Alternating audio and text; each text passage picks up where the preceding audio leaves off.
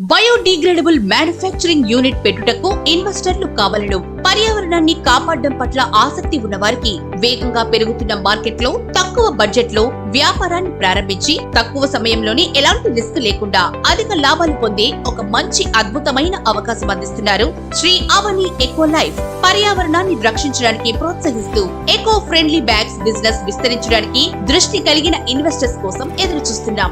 Hour benefits. ప్రపంచం పర్యావరణ హిత ఉత్పత్తుల వైపు అడుగులు వేస్తున్న క్రమంలో ఈ ఎకో ఫ్రెండ్లీ బ్యాగ్స్ కై భారీ డిమాండ్ ఉంది.